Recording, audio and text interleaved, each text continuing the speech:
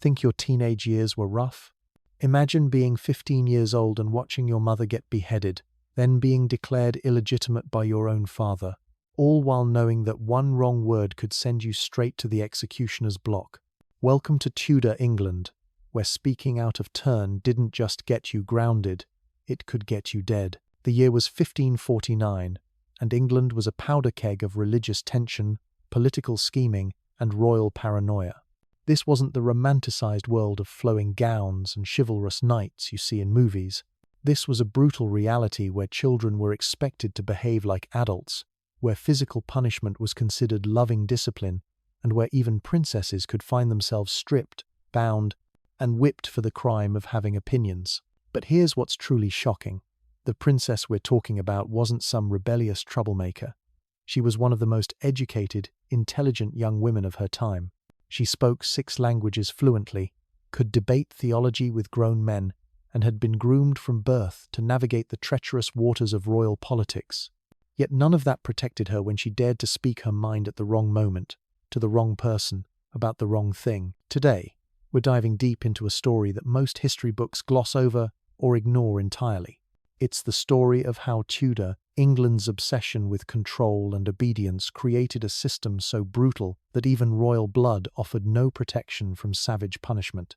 We're going to explore not just what happened to this princess, but why it happened, how it was justified, and what it reveals about a society that valued submission over truth, fear over justice. You're about to discover how a single moment of defiance by a teenage princess exposed the horrifying reality of Tudor discipline, changed the course of English history, and demonstrated just how far the crown would go to silence dissent.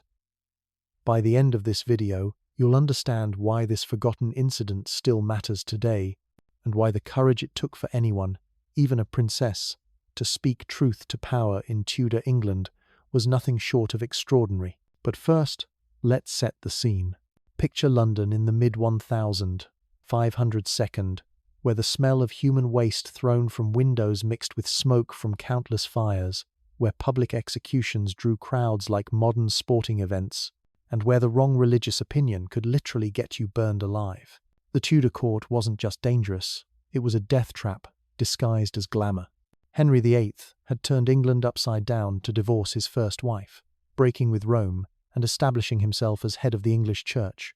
The aftershocks of that decision were still tearing the country apart decades later.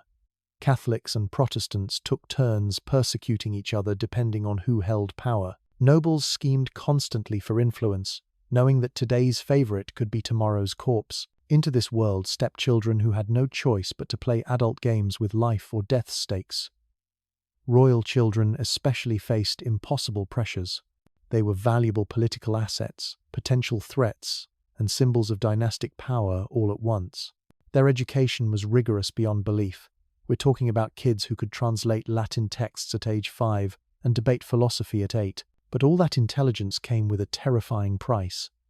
They were expected to use it perfectly every single time, because mistakes weren't just embarrassing, they were potentially fatal. The daily routine for royal children would exhaust modern teenagers, up at 6 for prayers, then Latin studies until 11. A quick meal, followed by music lessons, then French, then more Latin and Greek until 5 in the evening, more prayers, supper, and maybe an hour of approved entertainment before bed at 9. Weekends didn't exist. Vacation was a foreign concept. And through it all, one wrong word, one perceived slight, one moment of childish rebellion could bring everything crashing down. Physical punishment was considered not just acceptable but necessary for proper child rearing. The educational philosophy of the time literally endorsed harsh discipline. Advice manuals of the era suggested children needed regular beatings to keep them obedient and prevent them from becoming immoral. Even showing too much affection to children was considered dangerous because it might make parents too soft to discipline properly. But here's where it gets really twisted. Royal children often had it worse than commoners in some ways. They couldn't just be beaten by anyone.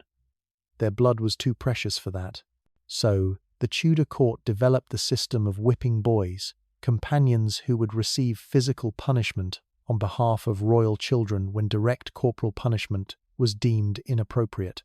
Imagine the psychological torture of watching someone else suffer because of your mistakes. Yet even this protection had limits. When royal children grew older, when their actions could be interpreted as political rather than merely childish, all bets were off.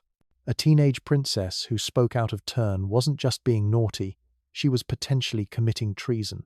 And treason had one punishment: death. This brings us to our princess, caught in the absolute worst of all possible worlds. She was old enough that her words carried political weight, but young enough to still think she could speak freely. She was educated enough to have dangerous opinions, but powerless enough to be brutally punished for expressing them. She was royal enough to be a threat, but female enough to be considered naturally rebellious and in need of correction. The specific incident that sealed her fate began with something that sounds almost mundane today: a religious discussion. But in Tudor England, there was no such thing as casual religious conversation of scripture could be seen as either supporting. Every theological opinion was political, every interpretation or undermining royal authority. The English Reformation had made the monarch the head of the church, which meant questioning religious doctrine was questioning the crown itself. Our princess found herself in conversation with Thomas Seymour, a man whose very presence in her life was already scandalous. Seymour was the brother of Jane Seymour, Henry's third wife, who had died giving birth to his only legitimate son. After Henry's death, Thomas had married Henry's final wife, Catherine Parr, making him stepfather to the young princess. But Thomas Seymour was ambitious, charming, and completely unscrupulous. The conversation started innocuously enough. Religious education was a standard part of any noble child's upbringing, and discussing theology was considered not just appropriate but necessary for someone of royal blood. But something about this particular discussion went wrong, whether it was the princess's tone, her specific words, or simply the fact that she dared to disagree with an adult male authority figure. The conversation crossed a line that couldn't be uncrossed. What happened next reveals the true horror of Tudor discipline systems. This wasn't just about punishment, it was about breaking spirit, about ensuring absolute obedience through terror. The methods used were calculated not just to cause physical pain, but to humiliate, to demonstrate powerlessness, and to serve as a warning to anyone else who might dare speak out of turn. The whipping itself was carried out with methodical precision. This wasn't a spontaneous burst of anger. It was a carefully orchestrated demonstration of power. The princess was stripped to the waist, her hands bound to prevent resistance. The implement used wasn't just any switch or belt, but a specially designed whip that would maximize both pain and the visual impact of the punishment. But the physical pain was only part of the torture. The psychological component was equally devastating. Imagine being a teenage girl, raised from birth to believe in your own dignity and importance, suddenly reduced to a helpless victim. The humiliation was intentional and complete. This was about destroying pride, about making it clear that no amount of royal blood, education, or intelligence could protect someone from the consequences of defiance. The witnesses to this punishment weren't accidental either. Carefully selected members of the household were required to watch, both to ensure the punishment was properly carried out and to spread word of what happened to those who spoke out of turn. In Tudor England, private punishment was considered less effective than public humiliation. The goal wasn't just to correct the individual, it was to terrify everyone else into compliance. What makes this story even more tragic is that the princess's crime wasn't actually that serious by any reasonable standard. She had simply expressed an opinion during what she thought was a private religious discussion. But in the paranoid world of Tudor politics, private conversations didn't exist. Everything was potentially seditious. Every word could be twisted into evidence of disloyalty or heresy. The aftermath of this punishment reveals just how thoroughly the Tudor system was designed to break people down. The princess wasn't just physically injured, she was fundamentally changed. The confident, intellectually curious young woman who had dared to voice her opinions was replaced by someone who had learned the ultimate lesson of Tudor survival. Silence was safety, compliance was life itself. Yet here's what makes this story truly remarkable. This wasn't the end. Despite the trauma, despite the lesson in powerlessness, despite having every reason to retreat into silent obedience, our princess would eventually find ways to reclaim her voice. Not immediately, not recklessly, but with the patient cunning that only someone who had experienced the full weight of Tudor brutality could develop. The methods she would use, the allies she would cultivate, the careful way she would rebuild her influence, all of it was shaped by this moment of ultimate vulnerability. The whipping that was meant to silence her forever would instead teach her exactly how power worked in Tudor England, knowledge she would eventually use to reshape the entire kingdom. But that transformation didn't happen overnight. First, she had to survive the immediate aftermath of speaking out, navigate the dangerous waters of Thomas Seymour's continued presence in her life, and learn the deadly art of Tudor court politics. The real story of how a whipped princess became one of history's most powerful monarchs is just beginning. The immediate aftermath of the whipping was perhaps even more brutal than the punishment itself. In modern times, a traumatized teenager would receive counseling, medical attention, and time to heal. In Tudor England, the princess was expected to appear at court functions the very next day as if nothing had happened. The welts on her back had to be hidden beneath layers of stiff fabric. The psychological wounds had to be masked behind a perfect smile. This was the twisted genius of Tudor punishment systems. The cruelty didn't end when the whip stopped falling. It continued every single day, as the victim was forced to pretend that their humiliation had never occurred. Speaking about what happened would be seen as challenging the authority of those who ordered the punishment. Even showing signs of lingering trauma could be interpreted as defiance. The princess learned to move carefully, to dress strategically, to control every micro-expression on her face.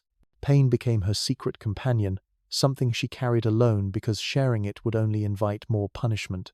This wasn't just physical recovery, it was psychological warfare, designed to ensure complete submission. But Thomas Seymour wasn't finished with her. The whipping had only emboldened him, proving that he could inflict punishment on royal blood without consequences. What started as inappropriate early morning visits to her chambers escalated into something far more sinister. Seymour began treating the princess like his personal possession, someone whose body and mind belonged to him to shape as he saw fit. These visits became a form of ongoing torture, never knowing when he might appear, never certain what mood he'd be in, never sure whether compliance would protect her or resistance would doom her. The princess lived in a state of constant hypervigilance, jumping at every sound, analyzing every word before speaking, trying to predict of violence, the other away during these encounters, and prevent the next explosion. Servants who had once members of the household learned to look shown her respect, now avoided eye contact.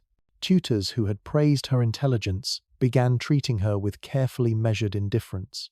Everyone understood the new reality. The princess was no longer untouchable. She had been marked as someone who could be punished with impunity. This isolation was perhaps the cruelest aspect of her situation, surrounded by people every day, yet completely alone in her suffering. The whipping had accomplished exactly what it was designed to do. It had severed her connections to others, making her dependent solely on the mercy of her tormentor. Thomas Seymour's behavior during this period reveals the true nature of Tudor power dynamics. He wasn't just abusing his position. He was systematically breaking down someone's sense of self-worth and autonomy. The morning visits weren't random acts of cruelty. They were carefully calculated psychological manipulation designed to create dependency and fear. The princess began to change in ways that went far beyond physical healing. The curious intellectual who had once debated theology with confidence became someone who second-guessed every thought. The young woman who had been taught to see herself as valuable and important started believing she deserved whatever punishment came her way. This transformation didn't happen overnight. It was a gradual erosion of everything she had been taught about her own worth. Each day brought new small humiliations, new reminders that her previous life of respect and dignity had been an illusion. The whipping had been just the beginning of a much more comprehensive destruction of her identity. Yet something remarkable was happening beneath the surface of this apparent submission. The princess was learning lessons that would prove invaluable later in life. She was discovering how power really worked in Tudor England, not through birthright or education or moral authority, but through fear and the willingness to inflict suffering on those who couldn't fight back. Every interaction with Thomas Seymour became a masterclass in manipulation and control. She learned to read micro-expressions, to detect mood changes before they became dangerous, to anticipate violence and deflect it through careful words and strategic submission. These weren't skills taught in any royal curriculum, but they would prove more valuable than all her Latin and Greek combined. The princess also began to understand the complex web of alliances and loyalties that really governed Tudor court life. She saw how servants protected themselves by betraying others, how nobles advanced their interests by sacrificing those beneath them, how even family members would abandon each other when survival was at stake. Most importantly, she learned the art of strategic silence, not the broken silence of someone who had been completely defeated, but the calculated silence of someone gathering information and waiting for the right moment to act. She stopped sharing her thoughts impulsively and started hoarding them like weapons to be deployed when the time was right. This period of apparent powerlessness was actually teaching her how to recognize and exploit the weaknesses in seemingly invulnerable opponents. Thomas Seymour thought he had broken her completely, but he was actually creating someone who understood his methods better than he understood them himself. The princess began to notice patterns in his behavior. When he was most likely to be violent, what kinds of responses inflamed his anger, and what subtle techniques could redirect his attention away from her. She learned to become invisible when necessary, and strategically visible when it served her purposes. But perhaps most crucially, she was learning patience. In a world where immediate resistance led to brutal punishment, she discovered the power of long-term strategic thinking. Instead of reacting emotionally to each new humiliation, she began to see them as pieces of information about how her enemies operated. The whipping had taught her that direct confrontation was suicide in Tudor England, but it had also shown her exactly how far her opponents were willing to go, knowledge that would prove invaluable when she eventually found herself in a position to retaliate. Every cruel act was being catalogued, every injustice remembered, every moment of powerlessness transformed into motivation for future action. Meanwhile, the broader political situation in England was becoming increasingly unstable. The boy King Edward was sickly and surrounded by ambitious nobles who saw opportunity in his weakness. Religious tensions continued to tear the country apart as different factions pushed competing visions of English Christianity. The economic situation was deteriorating, and social unrest was growing throughout the kingdom. Into this chaos, Thomas Seymour was plotting his most ambitious scheme yet. The whipping of the princess hadn't satisfied his appetite for power, it had only whetted it. He began to see her not just as a victim to be tormented, but as a potential asset to be exploited in his plans to control the English throne. Seymour's ultimate goal was becoming clear to those who knew how to read the signs. He wanted to marry the princess, not out of affection, but as a way to position himself as the power behind a future monarch. The abuse he had inflicted wasn't random cruelty.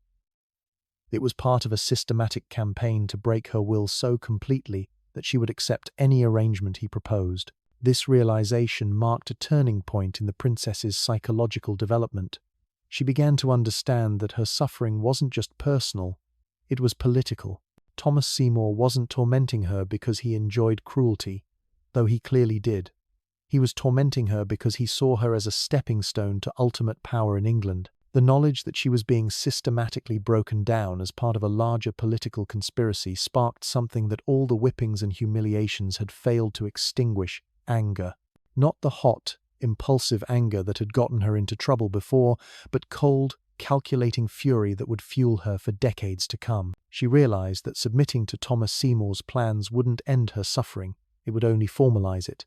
Marriage to him would mean a lifetime of the abuse she was already experiencing, with the added horror of legal sanction for his behavior. The man who had whipped her for speaking out was now planning to silence her voice forever by making her his property. But fighting back directly was still impossible. Any open resistance would be met with even more savage punishment, possibly execution for treason if Seymour chose to interpret her defiance as plotting against the crown. The princess needed allies, and in the paranoid world of Tudor politics, finding trustworthy supporters was almost impossible. This is where her months of careful observation began to pay dividends. She had learned to read people, to understand their motivations and fears, to identify potential weaknesses that could be exploited. Most importantly, she had learned that everyone in the Tudor court was afraid of something, and fear could be a powerful motivator for both betrayal and loyalty. The princess began to reach out carefully, subtly, to others who might have reasons to oppose Thomas Seymour's growing power. She couldn't make her appeals directly, that would be too dangerous. Instead, she had to plant seeds of doubt, ask innocent questions that led others to draw concerning conclusions about Seymour's ambitions, and gradually build a network of people who shared her interest in limiting his influence. This was incredibly risky work. If any of her tentative allies reported her activities to Seymour or his supporters, she would face punishment that would make the whipping seem gentle by comparison. But staying passive meant accepting a fate that was arguably worse than death, a lifetime of abuse at the hands of a man who had already demonstrated his capacity for cruelty. The princess was walking a tightrope between survival and resistance, learning to navigate political waters that had drowned more experienced players than herself. Every conversation was a calculated risk, every gesture a potential weapon or liability. She was developing skills that no royal education had taught her, abilities that would serve her well in the brutal years ahead. The first crack in Thomas Seymour's armor came from an unexpected source: his own arrogance. Like most bullies who mistake fear for respect, he began to believe his own propaganda. The princess who cowered before him, who jumped at shadows and spoke in whispers, seemed completely broken to his eyes. He started making mistakes that a more cautious predator would never risk. Seymour began bragging about his control over the princess to other courtiers, describing her submission in terms that revealed far too much about their private encounters. These weren't just boasts, they were confessions to behavior that even Tudor society found disturbing. While physical punishment of children was accepted, the sexual undertones of Seymour's descriptions made listeners deeply uncomfortable. The princess learned about these conversations through the network of servants and minor nobles who formed the invisible backbone of court life. Information flowed through these channels like water through cracks in stone, and she had begun to understand how to tap into these streams of intelligence. Every humiliating detail that Seymour shared publicly became ammunition she could potentially use against him. But gathering information was only half the battle. The princess needed someone with enough power and influence to act on what she discovered.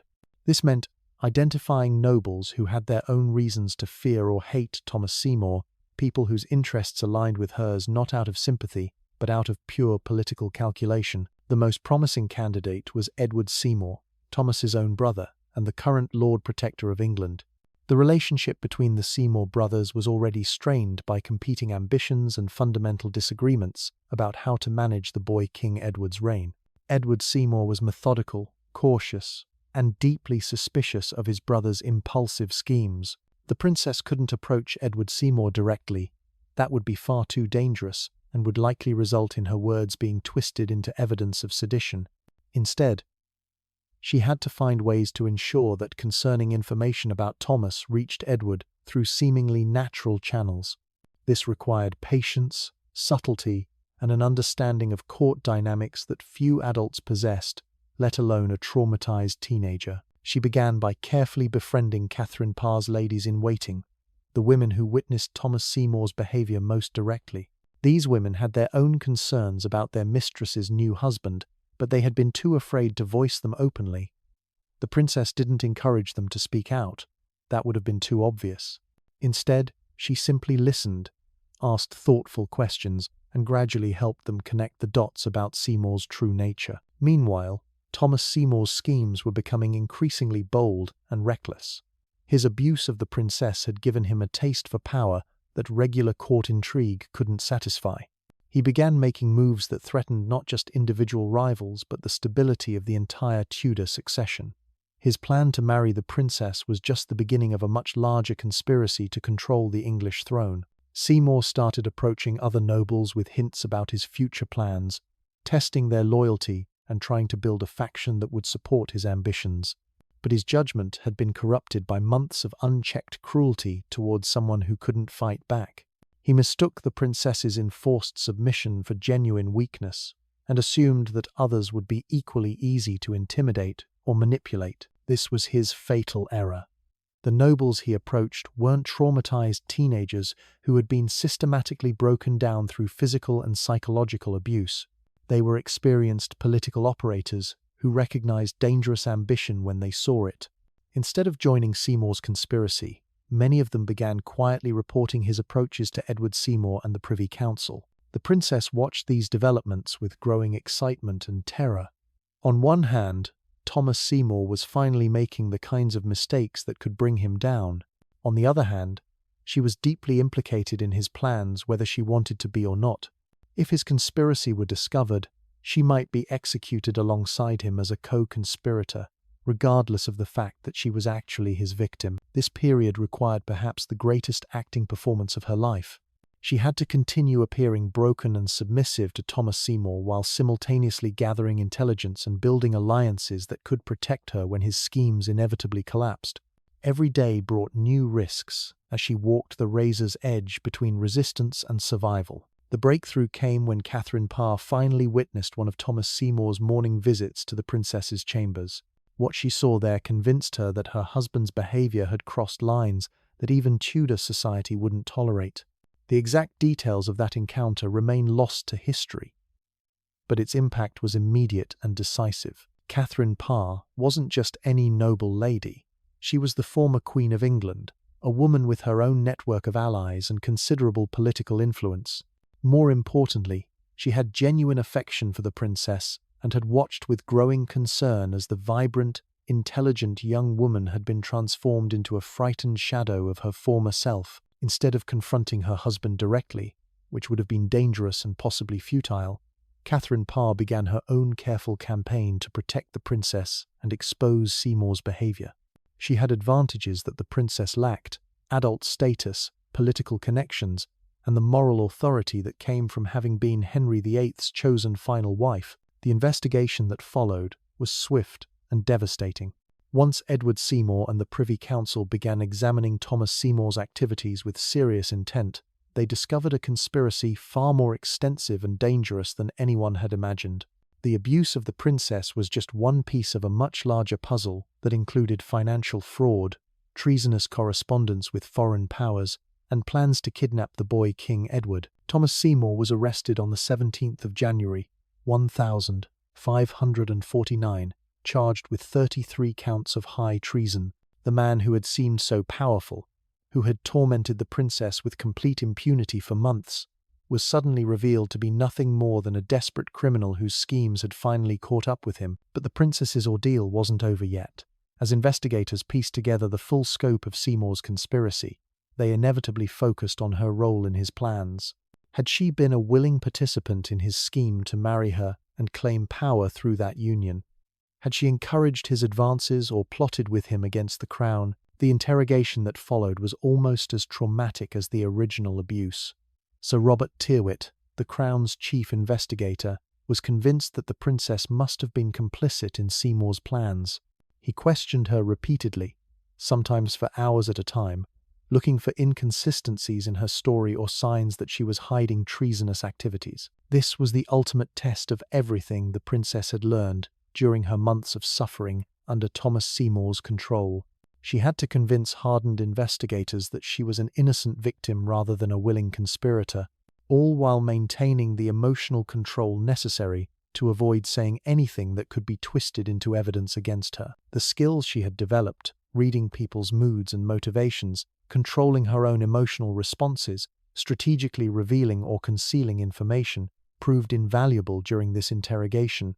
She gave investigators just enough cooperation to seem genuine, while carefully avoiding any admissions that could be used to implicate her in Seymour's conspiracy. Most crucially, she had to walk the fine line between portraying herself as a helpless victim and demonstrating the intelligence and political awareness that investigators expected from someone of her station. Too much helplessness would seem fake and suspicious. Too much sophistication would suggest she had been capable of political conspiracy all along. The questioning went on for weeks, with investigators returning again and again to probe for weaknesses in her account. They brought in witnesses, confronted her with evidence, and used every psychological technique available to break down her defenses. But the princess had already survived the worst kind of psychological warfare imaginable. Compared to Thomas Seymour's daily torment, even aggressive interrogation seemed manageable. Gradually, investigators began to accept that the princess had been a victim rather than a willing participant in Seymour's schemes. The The evidence was overwhelming once they looked at it objectively. A teenage girl, isolated and vulnerable, systematically abused by an adult male authority figure who had used her as a pawn in his larger political ambitions. Thomas Seymour was executed for treason on the 20th of March, 1549. The man who had whipped a princess for speaking out of turn, who had tormented her for months with complete impunity, met his end on Tower Hill before a crowd of spectators.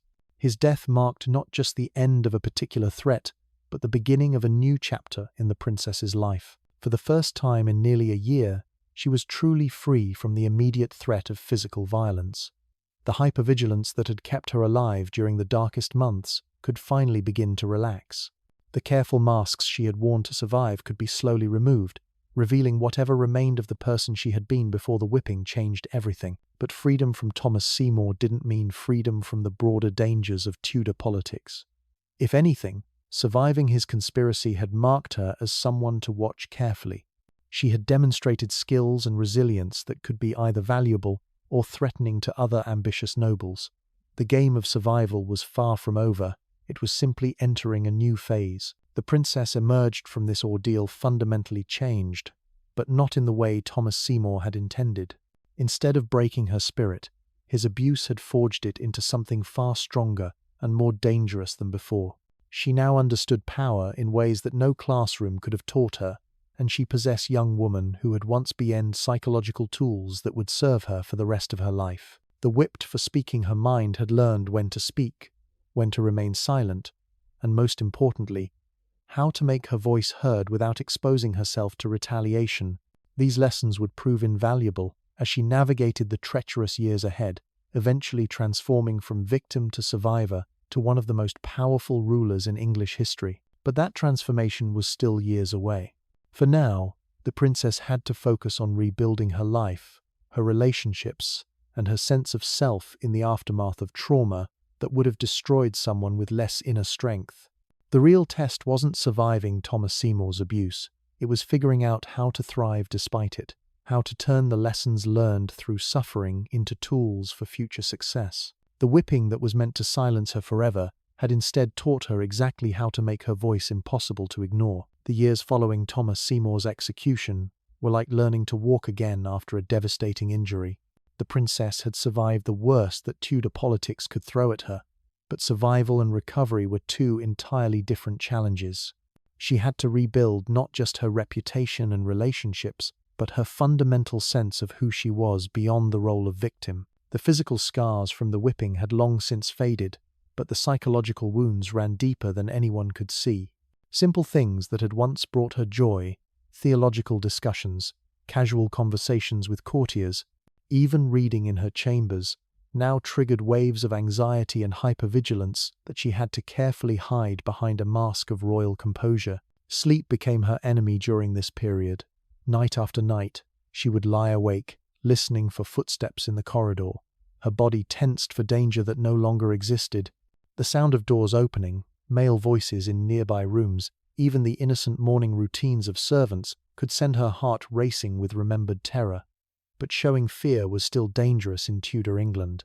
Weakness invited predators, and there were always ambitious nobles looking for vulnerabilities to exploit. So the princess learned to function on 3 or 4 hours of sleep, to control her startled reactions when people approached unexpectedly, to maintain perfect composure even when internal alarms were screaming warnings about imaginary threats. This constant state of controlled panic became her new normal, another layer of armor in a life that already required too many defenses. Her relationship with education had been fundamentally altered by the trauma. The girl who had once delighted in debate and intellectual challenge now approached learning with calculated caution. Every new idea had to be evaluated not for its truth or beauty, but for its political implications. Could expressing interest in this philosophy be seen as seditious? Would asking questions about that historical event suggest dangerous sympathies? The princess developed a new way of engaging with knowledge, absorbing everything but revealing almost nothing. She became a master of the neutral response, the non-committal observation, the question that gathered information without exposing her own thoughts. Her tutors found her frustratingly opaque, brilliant but impossible to read. They had no idea this wasn't intellectual arrogance, but survival strategy refined through months of brutal education in the consequences of speaking freely. But perhaps the most challenging aspect of recovery was learning to trust again. Thomas Seymour had taught her that the people closest to you could be the most dangerous, that authority figures would abuse their power without hesitation, that even those who claim to care about your welfare might be planning your destruction. These lessons couldn't be unlearned through good intentions or the passage of time. The princess began to develop what she privately called her testing system, subtle ways of evaluating whether new people in her life could be trusted with increasingly sensitive information. She would share harmless secrets to see if they remained confidential, express mild opinions to gauge reactions, ask for small favors to measure loyalty. Most people failed these tests, revealing themselves to be either untrustworthy or too weak to be reliable allies. Those who passed her initial screening faced progressively more challenging evaluations. Could they be trusted with information that could be used against her? Would they maintain loyalty when it became inconvenient? Did they have the courage to tell her difficult truths when necessary? The princess was building a network of supporters, but she was doing it with the methodical precision of someone who understood that one bad choice could be fatal. This process was exhausting and often lonely. The natural human desire for connection constantly warred with the learned knowledge that connection meant vulnerability. The princess found herself envying ordinary people who could form friendships based on simple affection rather than political calculation. But that luxury had been stripped away by the whip that had taught her the true cost of naive trust. Meanwhile, the broader political situation in England continued to deteriorate. The boy King Edward's health was declining, raising urgent questions about succession that no one wanted to address openly. The religious divisions that had torn the country apart since Henry VIII's break with Rome showed no signs of healing. Economic problems were creating social unrest throughout the kingdom. Into this volatile situation, the princess had to navigate her own precarious position in the line of succession. She was simultaneously too important to ignore and too dangerous to trust completely. Her legitimacy had been questioned and restored multiple times depending on her father's whims and political needs. Her religious views were scrutinized for signs of either Catholic or Protestant extremism. Her marital status was a constant source of speculation and scheming. Every decision she made carried enormous weight. Accepting an invitation to court could be seen as ambitious plotting or dangerous isolation depending on who was interpreting her actions. Declining social engagements might suggest contempt for the current regime or wise caution about associating with the wrong people. Even her choice of clothing was analyzed for political significance. The princess learned to think several moves ahead in this deadly game. Before accepting any invitation, she would consider who else would be present, what topics might arise in conversation, how her presence could be misinterpreted by her enemies, and what messages her attendance or absence might send to various factions. This level of strategic thinking would have been impressive in a seasoned diplomat. In a teenage girl, it was both remarkable and heartbreaking evidence of how much innocence she had lost. But the princess was discovering that trauma, while devastating, could also be a source of unexpected strength. The months of abuse under Thomas Seymour had stripped away illusions that might have made her vulnerable to other predators. She could recognize manipulation tactics that would have fooled someone with less bitter experience. She understood the psychology of bullies in ways that protected her from future victimization. Most importantly, she had learned that she could survive almost anything. The worst had already happened to her, and she had endured it. This knowledge became a source of quiet confidence that her enemies mistook for submission but was actually the opposite. Someone who had been broken and rebuilt herself was far more dangerous than someone who had never been tested. The princess began to use this perceived weakness as a strategic advantage. Courtiers who dismissed her as a traumatized girl were caught off guard when she demonstrated sophisticated political understanding. Rivals who expected her to be easily intimidated found themselves facing someone who had already survived worse threats than they could imagine. The underestimation of others became one of her most valuable assets. She also discovered that shared suffering could create unbreakable bonds with the right people. Others who had experienced abuse, betrayal, or loss recognized something familiar in her carefully controlled demeanor. These connections built on mutual understanding of pain rather than simple ambition, proved more reliable than traditional political alliances. The princess began to gather around herself a small circle of individuals who had their own reasons to value loyalty over opportunism. These weren't the most powerful people at court, but they were often the most trustworthy. They included ladies-in-waiting who had witnessed domestic violence, minor nobles who had been betrayed by supposed allies, and servants who had suffered under cruel masters. This network operated on different principles than typical court factions. Information was shared to protect rather than exploit. Loyalty was earned through consistent behavior rather than purchased with favors or threats. Members looked out for each other's safety and interests without expecting immediate reciprocal benefits. It was a radical approach to Tudor politics, born from the understanding that traditional power structures had failed to protect any of them when they needed it most. As the princess's confidence grew, she began to test the boundaries of what she could safely express. Not the reckless speaking out that had gotten her whipped years earlier, but calculated statements designed to advance her interests while maintaining plausible deniability. She learned to express opinions through questions, to make suggestions through seemingly casual observations, to build support for her positions without explicitly advocating for them. These skills proved invaluable when religious tensions at court reached a boiling point. The Protestant reforms initiated during Edward's reign were creating violent backlash from Catholic nobles who saw their traditional beliefs under attack. Meanwhile, radical Protestants pushed for even more extreme changes that horrified moderate reformers. The princess had to navigate these treacherous waters without being identified too closely with any particular faction. Her solution was brilliant in its simplicity. Instead of taking sides in theological debates, she positioned herself as someone primarily concerned with national unity and stability.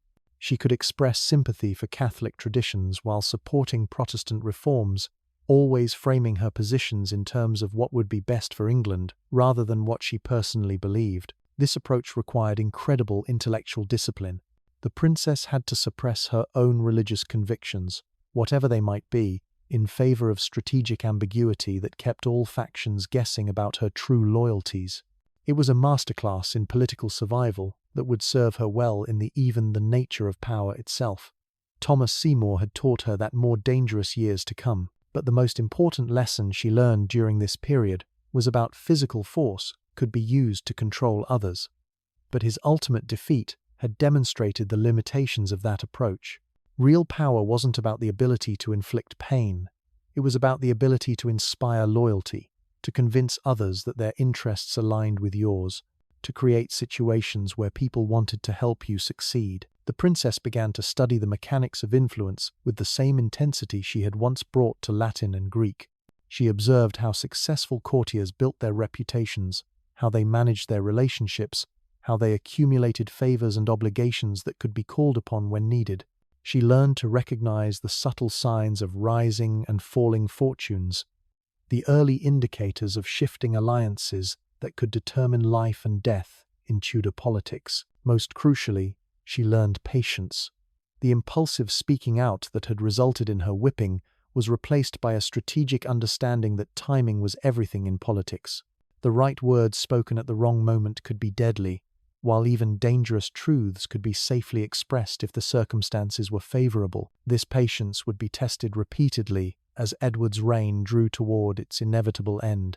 The young king's deteriorating health created a succession crisis that would determine the future of England and the fate of everyone involved in Tudor politics. The princess knew that her actions during this critical period would either secure her future or destroy her completely. The stakes couldn't have been higher, and the lessons learned through suffering would finally be put to their ultimate test. Everything, the whipping, the months of abuse, the careful rebuilding of her life and reputation, the strategic accumulation of allies and advantages, had been leading to this moment. The princess, who had once been punished for speaking her mind, was about to discover whether she had learned enough about power and survival to claim the ultimate prize in Tudor England. The game that had nearly killed her was entering its final phase, and this time she intended to be the one writing the rules. So here we are, at the end of a story that most people have never heard but everyone should know. A teenage princess, whipped for the crime of having an opinion, who transformed that moment of ultimate humiliation into the foundation of unprecedented power. This wasn't just about surviving Tudor brutality. It was about learning to master the very system that had tried to destroy her. The princess we've been following wasn't some fictional character dreamed up by Hollywood. This was Elizabeth Tudor, the future Elizabeth I, whose 45-year reign would transform England from a fractured, paranoid kingdom into a global superpower. The whipping that Thomas Seymour ordered, the months of psychological torture that followed, the careful rebuilding of trust and influence. Part of it shaped the woman who would become one of history's most formidable monarchs. Think about that for a moment. The queen who would defeat the Spanish Armada, who would preside over the English Renaissance, who would die as one of the most respected rulers in European history. She learned her most valuable lessons, not in a classroom or a council chamber, but bound and bleeding under a predator's whip. Every time Elizabeth faced down rebellious nobles, outmaneuvered foreign ambassadors, or survived assassination plots during her reign, she was drawing on skills first developed in those dark months of 1548 and 1549. The ability to read people's true intentions, to project strength while feeling vulnerable, to build alliances based on mutual benefit rather than fear. These weren't natural talents. They were survival mechanisms forged in the crucible of Tudor cruelty. That's the real lesson here.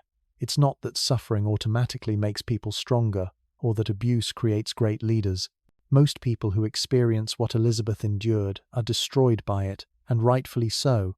The real lesson is about the extraordinary resilience of the human spirit and the unpredictable ways that even the worst experiences can be transformed into sources of power. The next time someone tries to silence your voice, remember the princess who was whipped for speaking out and refused to stay silent forever. Sometimes the greatest act of defiance isn't fighting back immediately, it's surviving long enough to rewrite the entire game.